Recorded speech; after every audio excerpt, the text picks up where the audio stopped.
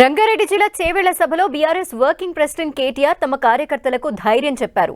ఎవరూ అధైర్య పడవద్దు, car servicing కి పోయింది, మళ్లీ 100 స్పీడ్తో దూసుకురానుందన్నారు. ప్రస్తుతం బీఆర్ఎస్ బలమైన ప్రతిపక్షంగా ఉందని, ప్రజల తరపున ప్రభుత్వాన్ని ప్రశ్నిస్తూ పోరాడుతామన్నారు.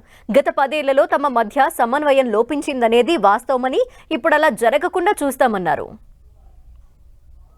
24 ఏళ్ల పాటు కారు బ్రహ్మాండంగా 100 కిలోమీటర్ల స్పీడ్తో ఉరికినాక కొన్ని రోజులు సర్వీసింగ్ పోయింది. అంతే, ఏం కాలేదు. జస్ట్ సర్వీసింగ్, ఆయిల్ కొట్టేయాలి, క్లచ్ ప్లేట్లు మారవాలి, జర బందోబస్తుగా మళ్ళీ అన్ని సెట్ చేసుకొని మళ్ళా చేవెళ్ళ హైవే ఎక్కితే పార్లమెంట్ ఎన్నికల్లో రైమని 100 కిలోమీటర్ల స్పీడ్తో ఉరకాలి. రేపటి రోజున రంజిత్ రెడ్డి గారిని గెలిపించుకొని మళ్ళా మనకి ఏం కాలే, బాగానే ఉన్నామనే మాట మనమే చెప్పే ఒక బంగారు అవకాశం ముంగట్నే ఉన్నది. బలమైన ప్రతిపక్షం అంటే గదే ఉంటుంది. మరి ఇప్పుడు నాకు వచ్చినప్పుడు మహేంద్రనే ఎక్కుతుండు, అన్న నేను జిందగీ మొత్తం ప్రతిపక్షంగానే కొట్లాడినా అన్నాడు. ఎట్లుంటది అన్న, ప్రతిపక్షంలోనే మజా ఉంటుంది అన్న అన్నాడు. చూద్దాం, ఆ పాత్ర చేసినాం, ఇప్పుడు ఈ పాత్ర కూడా చేద్దాం. నాకు ఇంకో పని లేదు. నాకు ఇదివరకంటే మంత్రి పదవి ఉండే, వాళ్ళని కలుసుడు వీళ్ళని కలుసుడు ఉండే, ఇప్పుడు ఏ పని లేదు.